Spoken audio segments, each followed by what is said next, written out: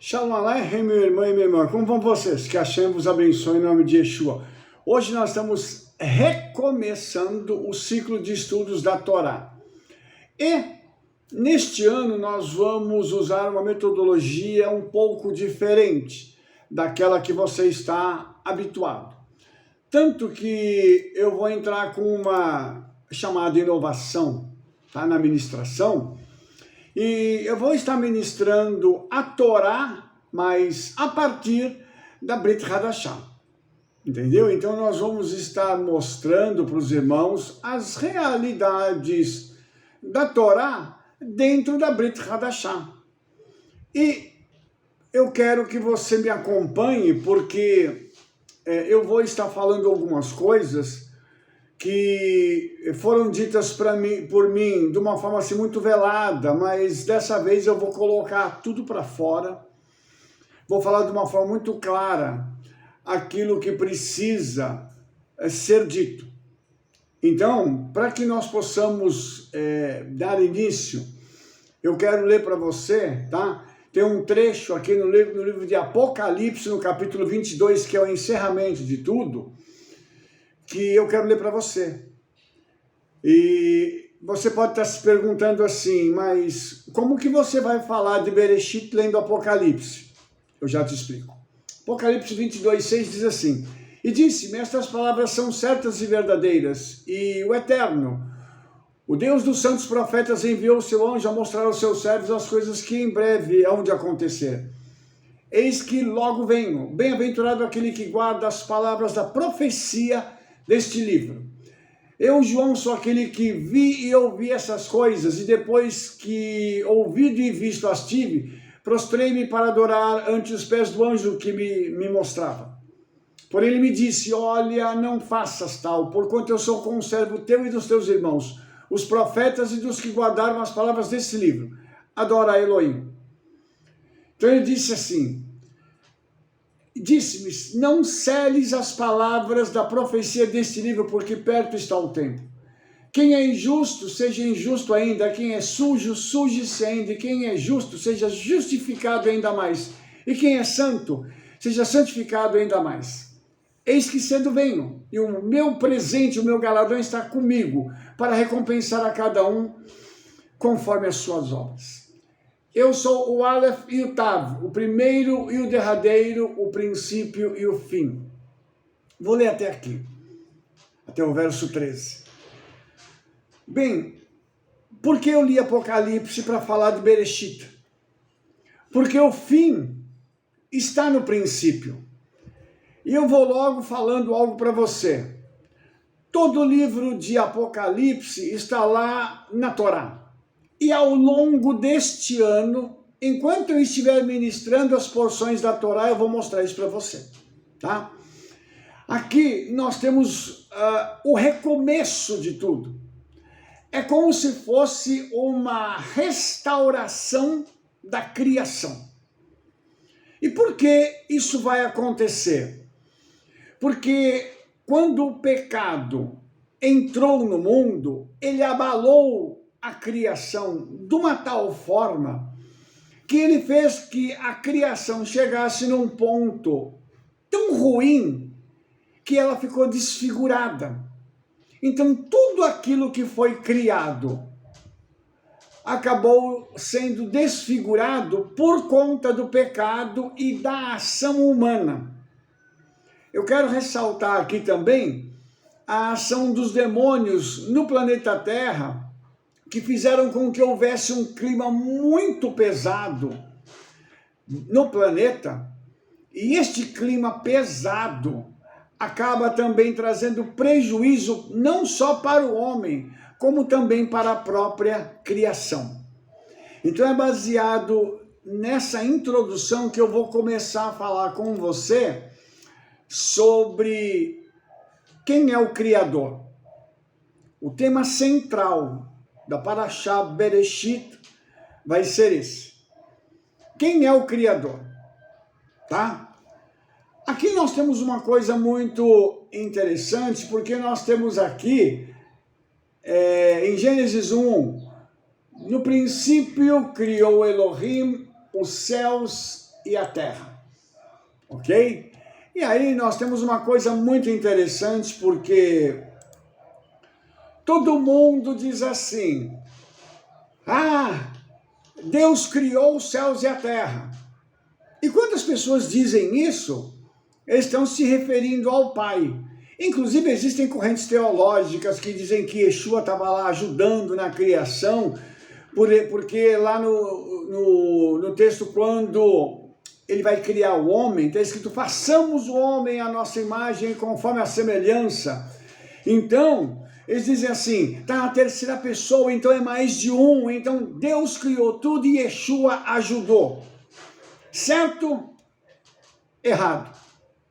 Deus não criou nada. O Pai não criou nada. Rabino, misericórdia, que heresia. Não, o Eterno não criou nada. Inclusive, eu quero falar para você primeiro quem é o Pai, antes de eu entrar nisso aqui. O Pai, ele é conhecido na tradição mística do judaísmo como o Ein Sof. Essas duas palavras são traduzidas como o infinito, o sem fim, o infindável. Aí, nós vamos começar a nos perguntar uma coisa. Se não foi o Pai que criou, quem foi que fez isso? Antes de falar sobre o Criador, eu gostaria de lhe dizer que o Pai gerou o Filho.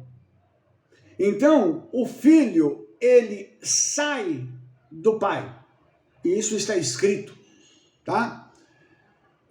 E isso vai dar uma ideia para que eu e você possamos ter um pouco de discernimento sobre o que está acontecendo aqui, tá?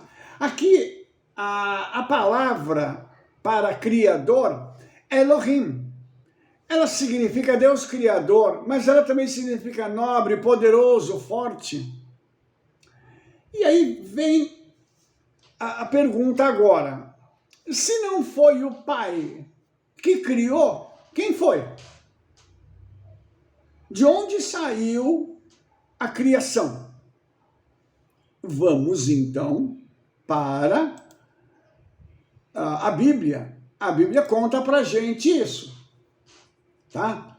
Yohanan, né, o nosso querido João, o mesmo que escreveu o Apocalipse, que nos mostrou o fim, e que eu posso declarar tacitamente que o fim está aqui em Bereshit, no princípio, ele mesmo escrevendo as suas boas novas, que o pessoal conhece como Evangelho, diz o seguinte, no princípio era a palavra, e a palavra estava com Elohim, e Elohim era a palavra.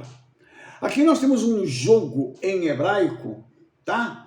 E eu quero te mostrar uma coisa interessante aqui. Ele estava no princípio com Elohim. Todas as coisas foram feitas por ele, pela palavra. E sem ele, nada do que foi feito se fez. Então, nós temos aqui o Pai, que é chamado de Elohim, mas a tradução aqui não é Deus Criador, é o nobre, é o forte, é o poderoso, é o infindável. E a palavra estava com ele. Hadavar. E aí, nós vamos ver que a palavra criou todas as coisas. E Yohanan ainda diz, e sem ele, nada do que foi feito se fez. E agora? Quem criou todas as coisas? Yeshua. E Yeshua é o Criador dos céus e da terra. E aqui tem uma coisa muito interessante, porque aqui no texto de Gênesis 1:1, a criação começa pelos céus e depois vai para a terra. Já vou falar sobre isso. Rabino Shaul também declara que Yeshua foi que criou todas as coisas, inclusive fala que ele criou o mundo espiritual, tronos, principados, potestades, tudo foi criado por Yeshua. Então nós agora temos uma ideia de que Yeshua é o criador de todas as coisas. É como, eu vou usar uma metáfora para você poder entender. O que o pai fez? O pai concebeu todo o projeto, estava tudo na mente dele. Ele chegou para Yeshua e disse assim, toma filho, executa. E é interessante porque Yeshua é chamado de Hadavar, a palavra. A palavra, ela é composta por letras. E segundo os nossos sábios, eles dizem que o mundo foi criado através das 22 letras do alfabeto hebraico. Agora eu vou te fazer uma outra pergunta. Quem é que criou o alfabeto hebraico? Tá simples de responder agora, não é verdade? Yeshua. Uma das coisas que nós sempre falamos é que cada letra do alfabeto hebraico tem vida própria. E quando elas se combinam, elas têm um poder espiritual muito grande, muito intenso, capaz de romper cadeias, capaz de trazer libertação, cura, restauração, porque a língua hebraica ela é chamada de Lashon HaKodesh, língua sagrada. Por isso também, os originais da Bíblia estão em hebraico. E agora eu vou te falar mais uma coisa para que nós possamos quebrar uma tradição dentro do cristianismo. A Brit Hadashah, o Novo Testamento, não foi escrito em grego. Ele foi escrito em hebraico. E muito em breve você vai ver uma obra minha sendo publicada falando sobre isso. E por quê? Porque deve haver uma continuidade. Você imagina que o Tanakh, que é o que você conhece como Velho Testamento, se ele foi dado em hebraico, por que a Brit Hadashah, escrita para judeus, por judeus, sendo a palavra do Eterno, uma palavra que traz vida, restauração, transformação, por que ela seria escrita em outro idioma? Não foi. E é por isso que ela é considerada também Davar Elohim, a palavra do Criador. Então nós temos aqui já alguns ingredientes para poder apimentar o nosso bate-papo, para gerar uma discussão em torno disso. E eu quero agora retornar para te falar um pouco sobre essa questão do poder da língua hebraica. Quando nós cantamos em hebraico, nós ministramos as nossas orações em hebraico, nós estamos, na realidade, tendo acesso a portais no mundo espiritual que nos permitem que nós circulemos no mundo espiritual de uma forma diferenciada. Essa língua, ela carrega um poder que é inerente a si mesma porque ela foi criada por Yeshua. Certamente, Adão Harishon, Adão, o primeiro homem, falava hebraico. Ele não falava uma outra língua.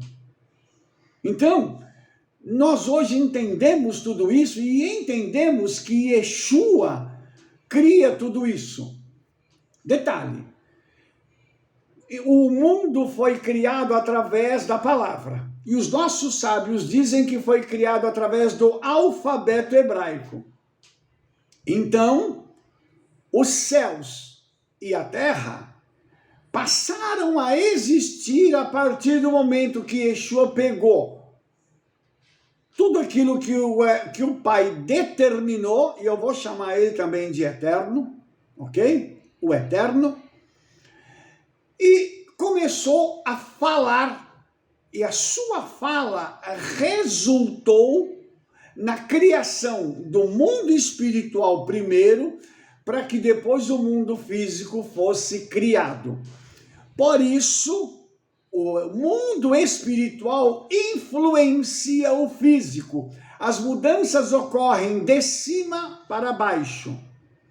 Não há mudança no mundo espiritual. Nós não conseguimos dizer assim, eterno, o Senhor está sentado no trono e ao lado de Yeshua, muda tal coisa assim e faz assado. Nós nunca vamos conseguir isso. Até porque quem criou foi Yeshua.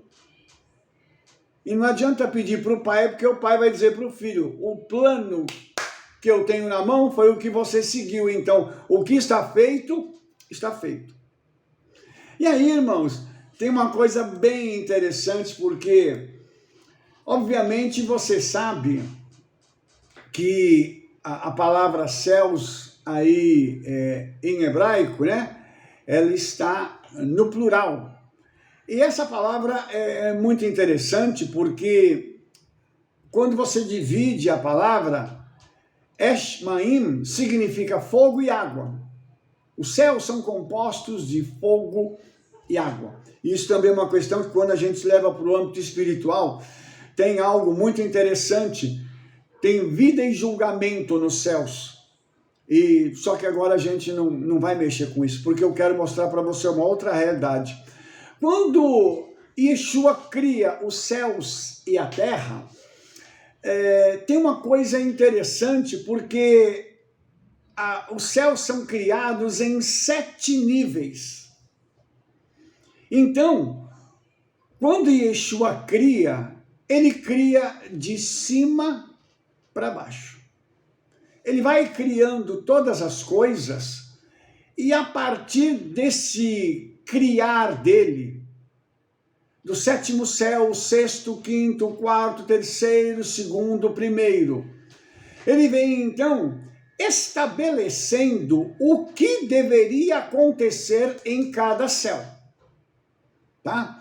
Eu não vou me deter aqui nesse assunto, porque eu tenho um vídeo aí no meu canal falando sobre os 7 céus. Então acesse o vídeo lá e dá uma checada para você ter mais profundidade nestas informações. Porém, tem uma outra coisa que é muito interessante. Existem lugares específicos nos céus. E cada um desses lugares tem funções específicas e lá habitam seres celestiais também com atribuições específicas. Existem 10 categorias diferentes de anjos e existem anjos que eu estou chamando de anjo para você entender que é um ser espiritual, tá? Um ser imaterial. E existem anjos, por exemplo, que estão lá no 7º céu, que o homem ainda nunca viu, nunca teve contato com eles, dada a santidade destes seres e o seu poder. Interessante que no livro de Apocalipse existe um determinado momento em que Yohanan relata que ele viu um céu, ele viu no céu um anjo, que o seu brilho era como o do sol. Agora você imagina se um anjo tem esse brilho, tem essa grandeza, imagine Yeshua. Então, eu quero mostrar a você que quando Yeshua cria os 7 céus, criando do 7º para o 1º, ele estabeleceu como as coisas deveriam ser, quem ficaria nos devidos lugares e o que esses seres fariam. E só como curiosidade, no 5º céu ficam os seres celestiais especializados em louvor, tá? E de lá foi que Satanás caiu. Eu falo isso no meu livro, que é a análise da Brit Hadashah, onde eu falo isso, que está lá num versículo no livro de Judas. Também isso aí, nós temos um vídeo falando sobre isso. Satanás caiu de onde? É o título. Você pode acessar lá, você vai ver também que isso é uma coisa linda que o Senhor colocou. E aí, a gente vai entender por que a música, que é diferente do louvor, ela tem uma influência diabólica tão grande no mundo inteiro. Porque a música abre portais para os demônios entrarem e acessarem a vida das pessoas. Assim como O louvor, quando ele é feito com a kavaná, com a intenção de coração correta, ele abre portais para que a glória do Senhor venha sobre o seu povo. Dados estes entendimentos, nós vamos chegar também num outro ponto, que quando Yeshua cria todas as coisas, ele coloca lá no terceiro céu o jardim do Éden de um lado e o inferno do outro. E o inferno já havia sido preparado porque Yeshua sabia já que Hassatã ia se rebelar na eternidade. Então a rebelião estava prevista. E por quê? Porque quem criou sabia aquilo que ele estava criando. E ele cria seres com uma capacitação deles poderem ter vontade própria, fazer o que eles quisessem. Entendeu isso? Então, quando isso é feito, a gente tem algo extraordinário, porque uma parte desses seres celestiais que estavam lá no quinto céu entram em choque e se rebelam.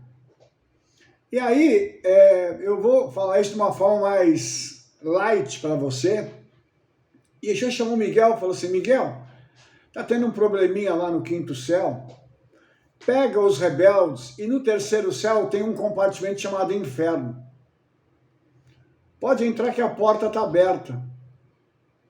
Entra e joga todo mundo lá e vamos fechar o acesso deles às demais regiões celestiais, a não ser em casos especiais, como a gente vai ver no livro de Jó. Aí, no terceiro céu, então, tem o inferno de um lado e o Gan Eden do outro, que é o lugar para onde os salvos vão. Então, nós temos uma parábola, né? Contada por Yeshua sobre o rico e Eleazar, que é o Lázaro, né? E as pessoas falam que é ficção, falam que são coisas imaginárias. Ah, o judeu imaginou essa historinha e Yeshua pegou para falar de uma situação aí celestial. Agora, sabendo que Yeshua criou todas as coisas, Yeshua estava falando de algo que aconteceu. Ele, como tem todo o poder e toda a autoridade, viu o que tinha acontecido na terra e como foi quando Eleazar vai para o seio de Abraham, ou seja, vai descansar, né, com o Senhor, e o rico vai para o inferno. Inclusive, aquele diálogo que eles têm é muito interessante, porque há uma visualização. O contato visual existe, mas não existe forma de se passar de um lugar para outro. Tudo que Yeshua falou é real, porque foi ele que criou todas estas coisas. Você entende como a Bíblia passa a ter uma clareza muito maior quando nós entendemos o que está acontecendo aqui? Quem é o Criador? Olha só que coisa interessante. Yeshua, como o Criador, ele estabelece como tudo vai acontecer. Quem faz o que e por que de todas as coisas. E aí, a gente tem essa questão e a gente começa a penetrar na Bíblia e a gente percebe uma coisa interessante, que na época de Jó, quando o adversário vai até a eternidade e fala com o Eterno, na realidade ele está falando com Yeshua. E aquele diálogo que ele tem, é um diálogo que ele tem com o próprio Yeshua. E ao longo da Torá, eu vou te mostrar Yeshua aparecendo em vários lugares nos textos das porções da Torá que nós vamos ministrar. Mas por enquanto eu estou te mostrando isso para você poder compreender como que funciona tudo isso. E eu quero mostrar a cada um de vocês agora quem é Yeshua. Entendeu? Porque nós temos uma visão muito pobre de Yeshua. Nós achamos que Yeshua é aquele, sabe aquela figura que a Igreja Católica criou, daquele homem magro, raquítico, derrotado, pregado naquela estaca de execução, e depois tem, eles falam que é o Senhor morto, né? Tem numa igreja católica lá uma imagem dele morto, os ossos aparecendo na carne, horrível aquela imagem. E é a imagem que ficou no nosso subconsciente, e nós nos relacionamos com alguém que está no nosso subconsciente. Hoje eu quero mostrar para você um outro Yeshua.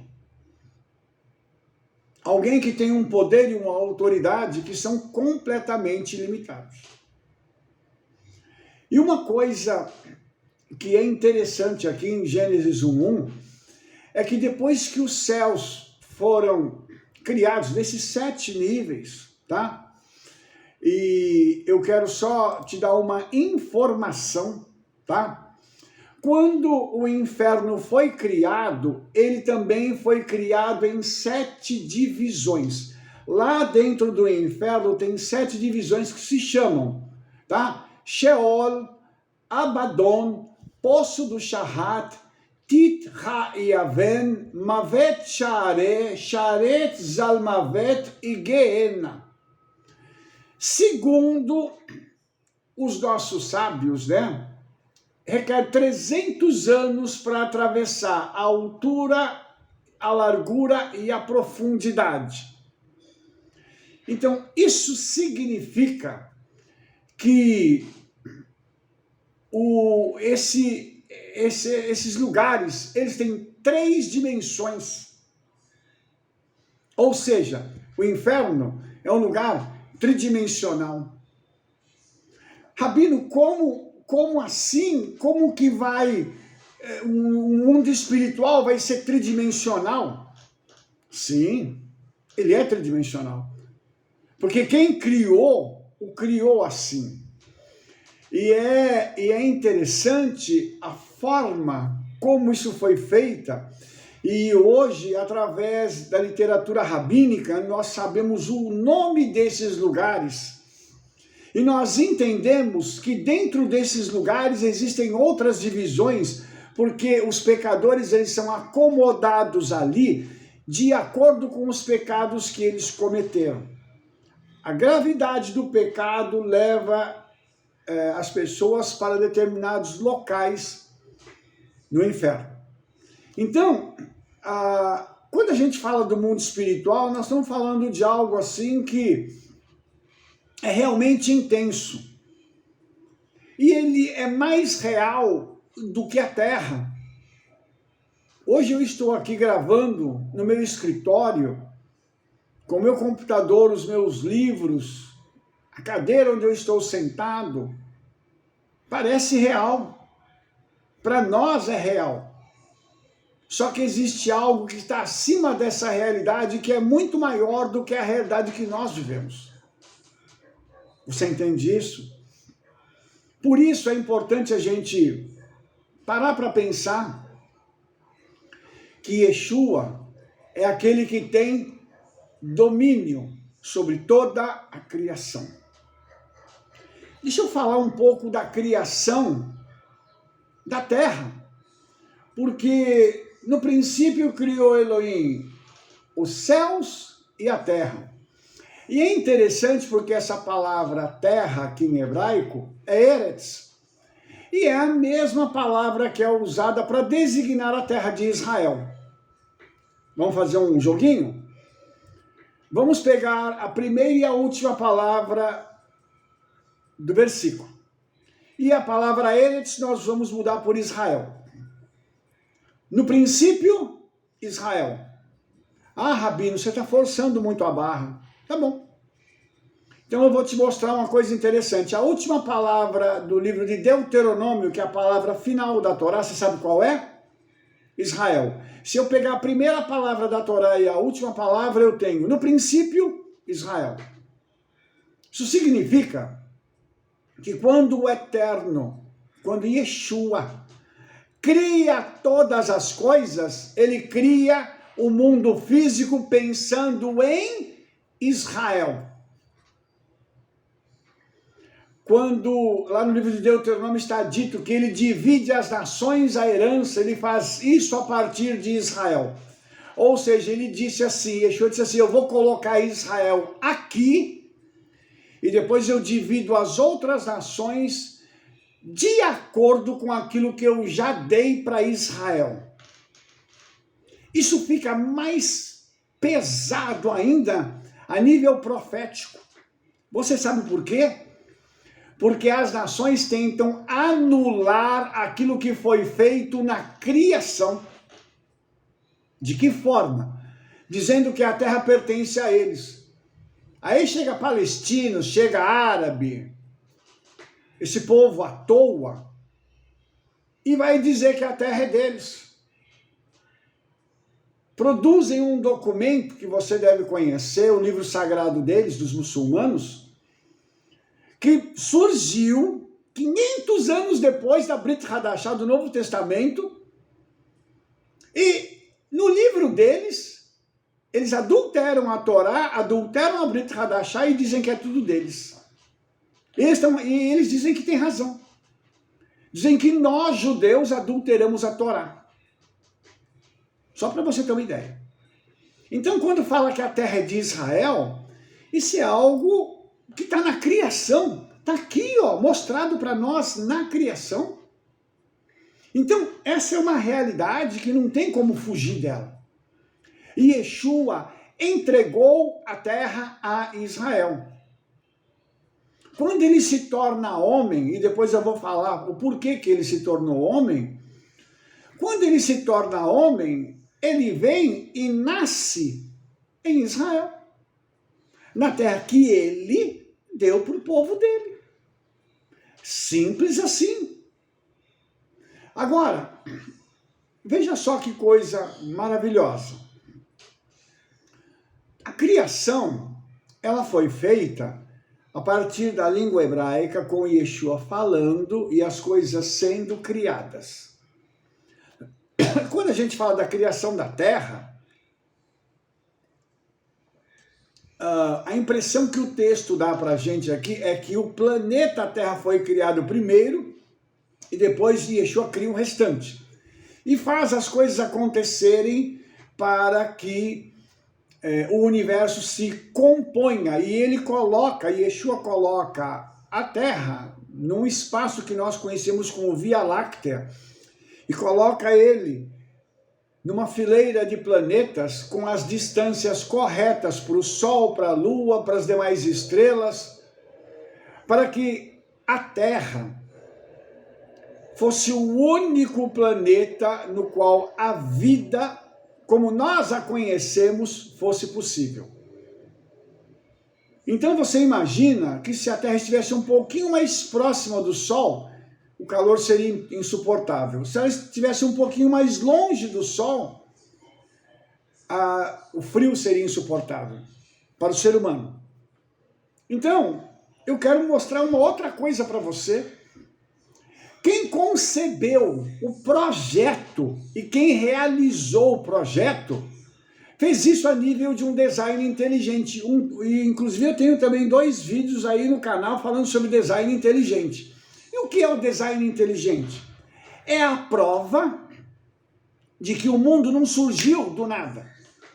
Que existe um criador e que essa pessoa que criou teve uma sabedoria tão grande que ele conseguiu colocar tudo, cada coisa em seu lugar, funcionando em harmonia a nível celestial, a nível macro, mas também aqui na Terra, como nos demais planetas, a nível micro.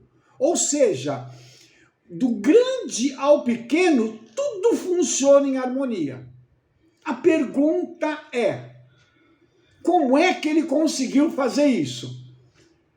E, novamente, a Bíblia responde que pela palavra, Rabino Shaul diz que as coisas foram criadas e todas as coisas são sustentadas por esta palavra.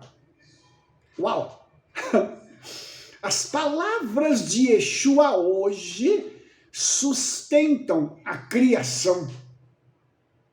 O que sai dos lábios dele permite que o universo funcione. Os decretos que saem dos lábios dele regem o universo. Esse é o Yeshua que nós servimos. Agora veja que coisa espetacular. Eu vou continuar porque eu preciso te mostrar uma outra coisa aqui. E o verso 2 de Gênesis capítulo 1 diz: a terra era sem forma e vazia, e havia trevas sobre a face do abismo, e o Espírito de Elohim se movia sobre a face das águas. Olha só que legal. Pergunta, quem é o Espírito de Elohim? Aí os nossos sábios dizem que é o Espírito do Mashiach. E quem é o amigo, o companheiro, o parceiro do Mashiach? Uma pessoa que nós conhecemos pelo nome de Ruach HaKodesh, Espírito o Santo. Tem um artigo definido antes da palavra. Então ele é Espírito o Santo. Assim como Yeshua é Hamashiach, ele é o ungido. Aí, irmãos, nós vamos então começar a ver que tudo que está sendo feito aqui está sendo feito em parceria. Yeshua mais o Ruach HaKodesh. Então os dois estão fazendo as coisas acontecer. Um fala e o outro operacionaliza. Fala de novo e as coisas acontecem. Aí nós vamos perceber que essa parceria ela vai se estender por toda a história.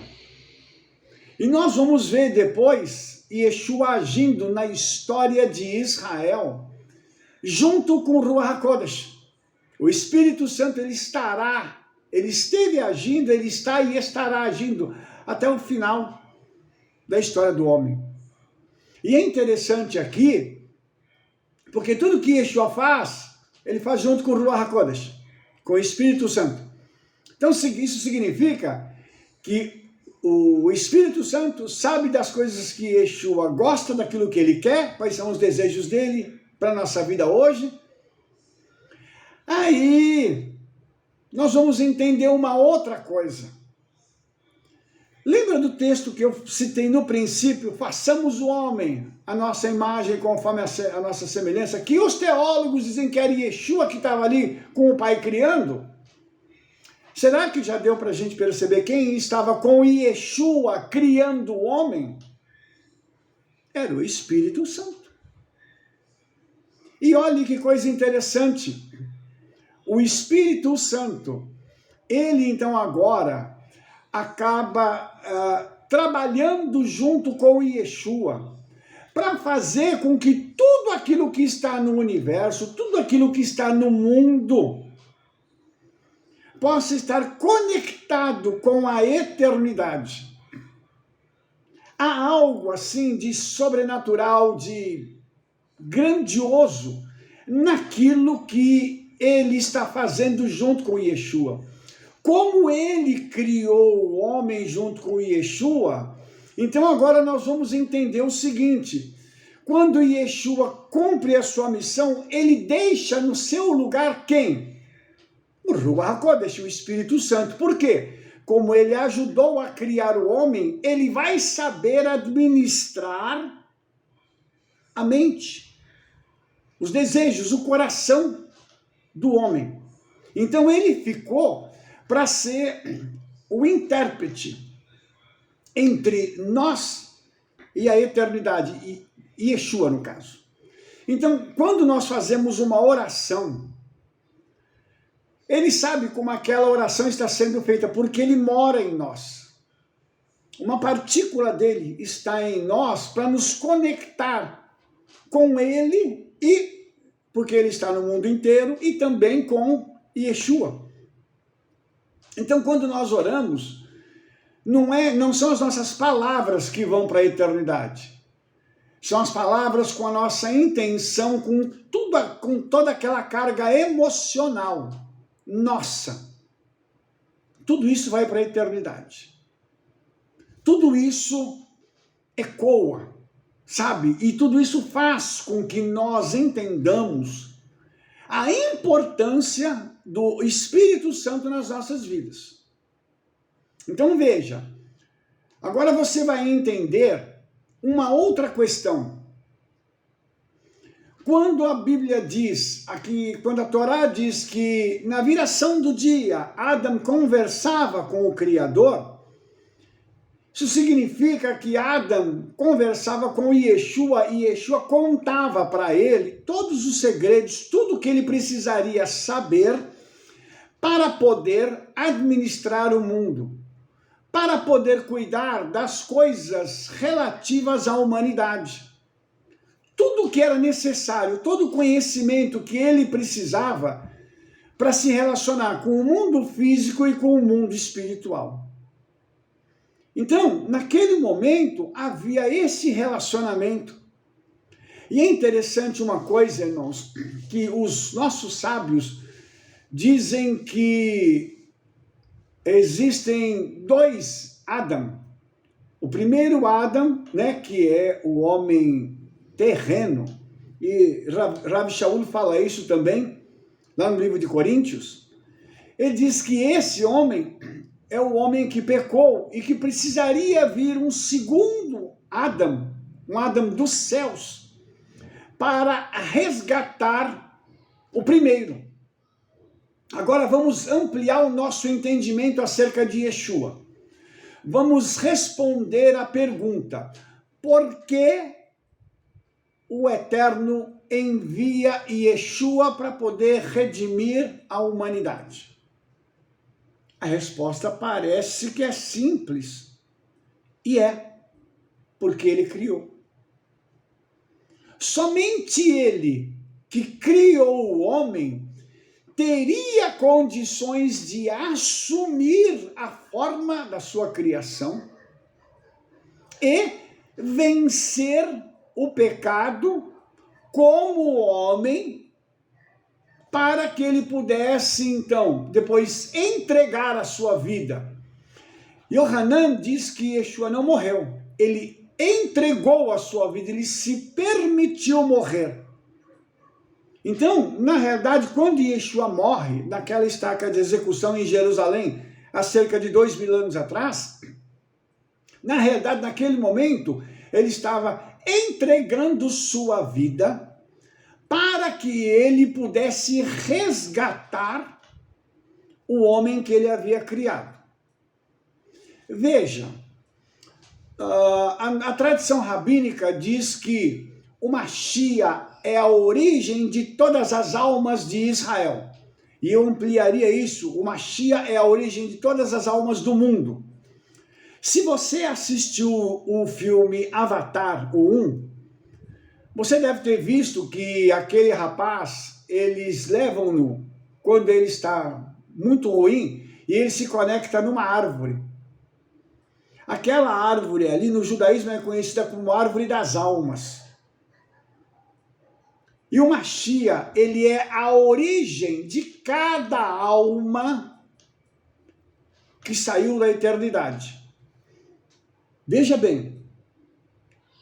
Então isso significa que ele veio buscar de volta aquilo que é dele. Então, novamente, nós vamos entender que quando Satanás leva Eva e Adão ao pecado, ele não só está tentando destruir a coroa da criação, como ele está tentando roubar aquilo que era de mais precioso da criação para ele.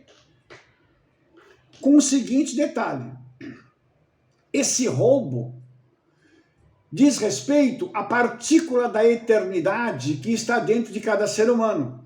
Porque veja bem, se cada alma humana leva um pedacinho de Yeshua, se ele é a origem de cada alma que tem no mundo, então uma partícula da eternidade está dentro de nós, uma partícula do próprio Criador está em nós.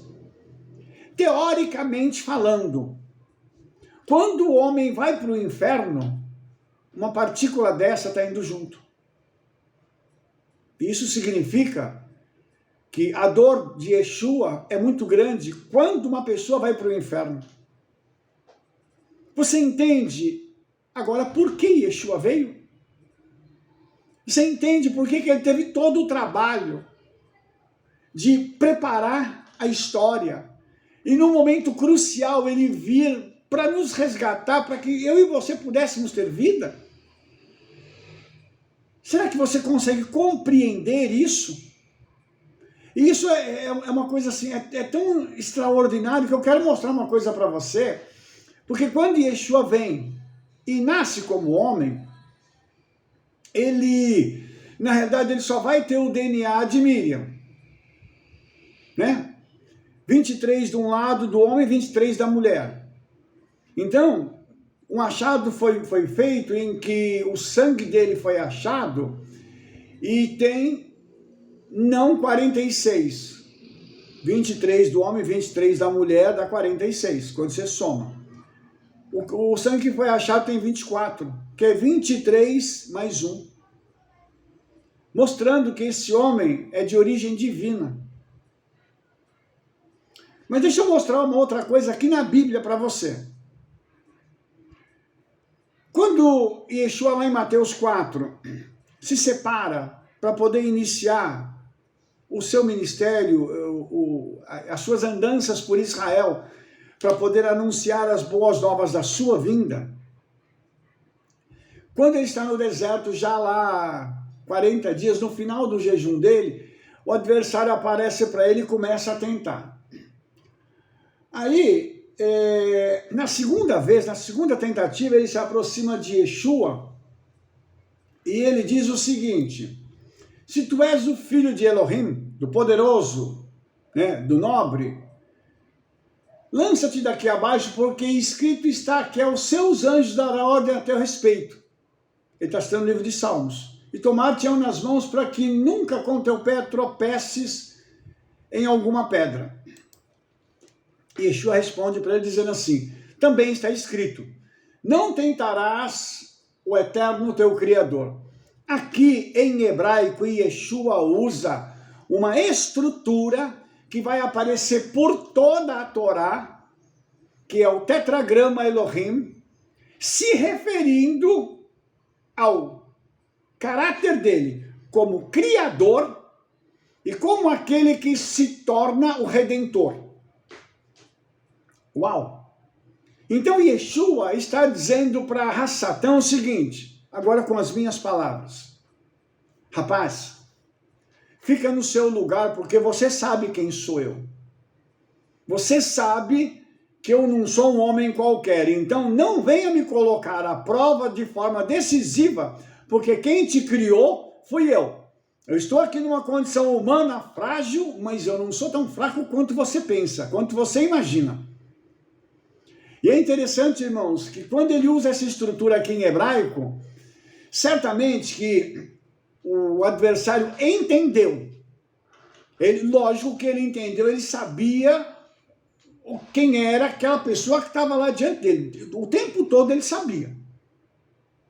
Mas o mais espetacular aqui é a gente poder compreender a forma como Yeshua enfrenta o adversário usando só a palavra. Novamente falando em hebraico, a língua sagrada, e repelindo o adversário com aquilo que sai da sua boca. A autoridade, o poder das suas palavras. Isso é fantástico, irmãos. Pare para raciocinar sobre isso e você vai ver que é algo assim espetacular. E quando Yeshua faz isso, ele novamente tenta de novo e depois ele desiste e vai embora. E quando ele vai embora, A Escritura diz que os anjos chegaram e o serviram. Olha só que ele teve agora o privilégio, como o Criador dos céus e da terra, de ser servido por seres celestiais que estavam ali ao redor, não puderam interferir, mas estavam esperando o desfecho da situação para poder cuidar de Yeshua. Você sabe aquela história do anjo do Senhor acampa-se ao redor dos que o temem, os livra, que está escrito no livro de Salmos? Pois é, tem anjos que cuidam de você, e você sabia disso?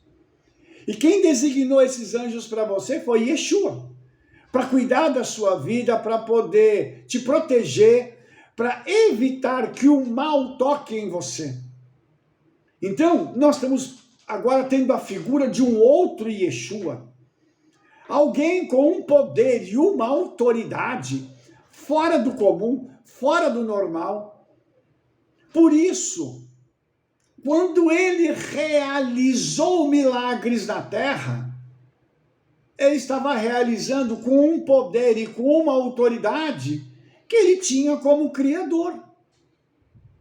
Quando ele transforma a água em vinho, é algo que para ele é natural. Eu estava assistindo um vídeo do poder que se precisa, da quantidade de energia que se precisa, energia atômica, nuclear, para se fazer com que as moléculas de água sejam transformadas em vinho. É absurdo o poder que precisa. E Yeshua falou assim, coloca a água aí e serve. Olha o poder desta palavra. E é isso que eu quero que você entenda hoje. Bereshit mostra para mim e para você, em conjunto com o restante da Torá, que tudo aquilo que aconteceu lá no princípio está ligado com o fim. Por isso eu li Apocalipse. E vou te dar mais uma dica, tá? E Yeshua, para provar para você que Yeshua também está ali em Bereshit, eu vou te mostrar uma coisa. Você sabe qual é a primeira palavra da Torá? É Bereshit. E a última, você sabe qual que é? Lá no livro do Apocalipse, ele termina com Amém. No princípio, o Amém. E o próprio Yohanan, em Apocalipse, diz que o Amém é a testemunha fiel e verdadeira, que é Yeshua. Oh, aleluia! Isso nos mostra, mais uma vez, dentro da tradição rabínica, que o Mashiach, ele é o princípio e é o fim. Ele esteve no princípio e estará no fim, como o Criador, como aquele que gerencia, que cuida das coisas com seu poder e sua autoridade, e nada escapa do seu controle, das suas mãos, dos seus olhos. Amados, a Parashá de Bereshit traz para mim e para você coisas assim extraordinárias.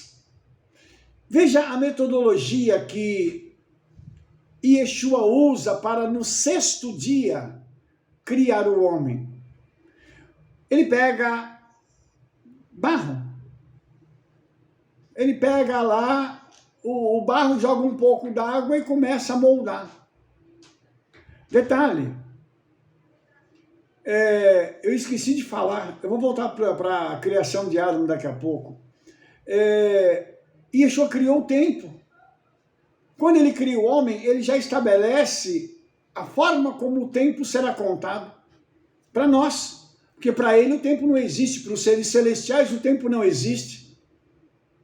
Mas ele determinou como o tempo seria regido. E ele estabeleceu que o dia começa com o pôr do sol. Olha que coisa espetacular isso também. O dia começa como? Com o homem descansando. O homem tendo comunhão com o seu Criador. Ele tendo aquele momento para estar junto com o Hakadosh Baruch Hu, o santo bendito seja ele. Vamos lá para Adão. A tradição rabínica diz que o Criador, Yeshua, pegou barro de todos os lugares do mundo e formou o homem. E por isso o homem pode viver em qualquer lugar do mundo, ele vai se adaptando a qualquer lugar do mundo. Por conta disso. Se o barro fosse tirado só de Israel, o homem só poderia viver em Israel. Se fosse só da Europa, ele só poderia viver na Europa. E assim sucessivamente. Mas a tradição rabínica mostra isso, que esse barro, o pó que foi pego para formar o barro, ele veio de todos os lugares do planeta. E aí o Senhor forma o homem. E olha que interessante, amados. As estruturas internas microscópicas do homem são tão complexas que elas não poderiam surgir aleatoriamente. Outra coisa, como pegar poeira, jogar um pouco d'água, fazer um boneco, transforma isso num ser humano como eu e você. Como?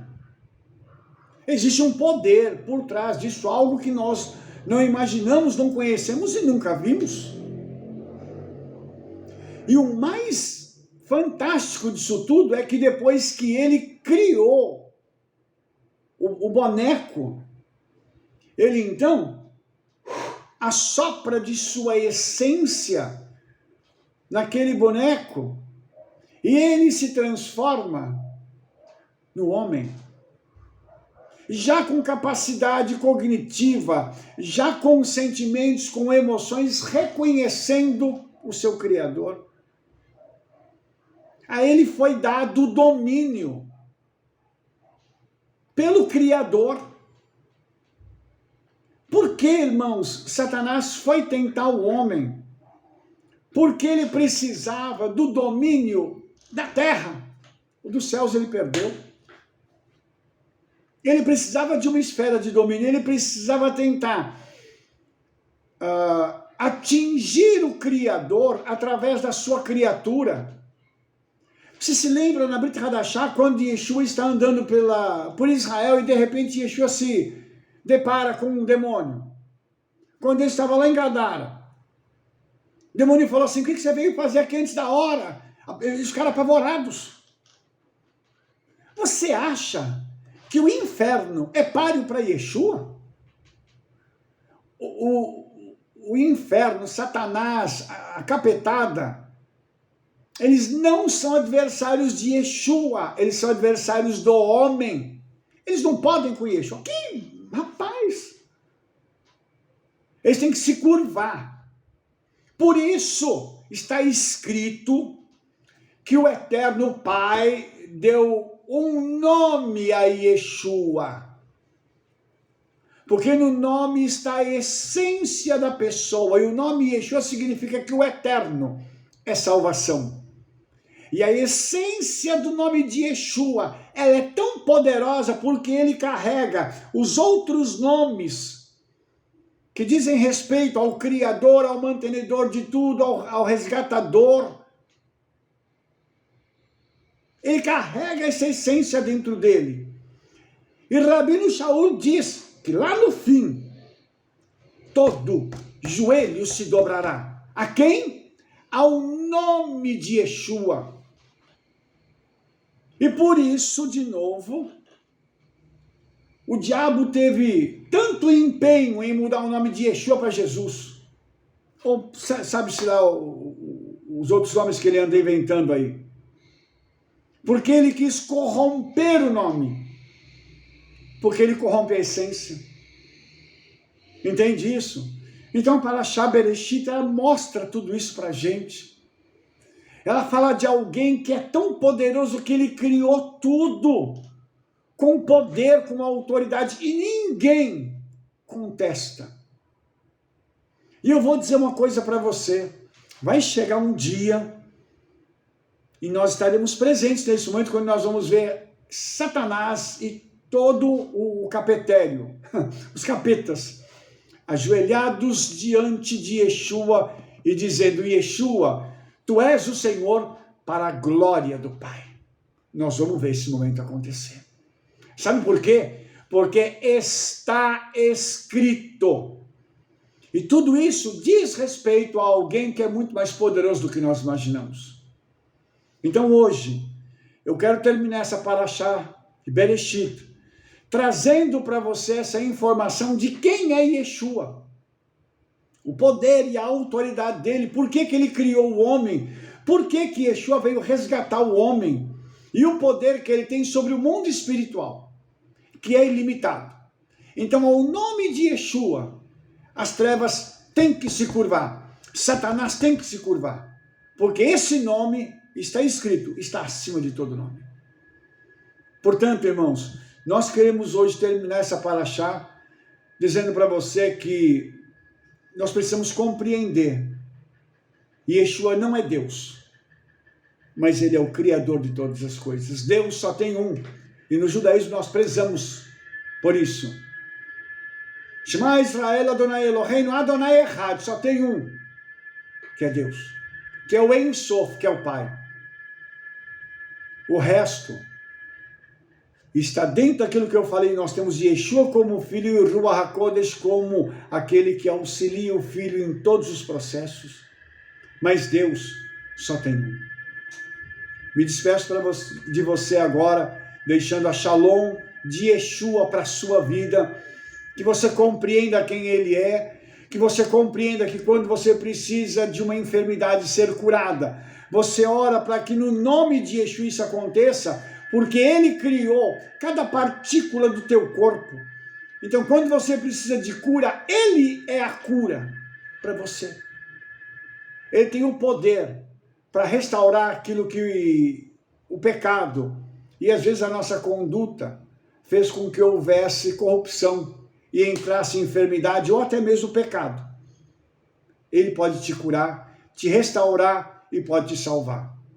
Fica aqui o meu abraço a todos vocês, que Yeshua vos abençoe. Shalom, shalom, Shavua Tov, Toda Rabá, até a próxima paraxá em nome de Yeshua. Amém e amém.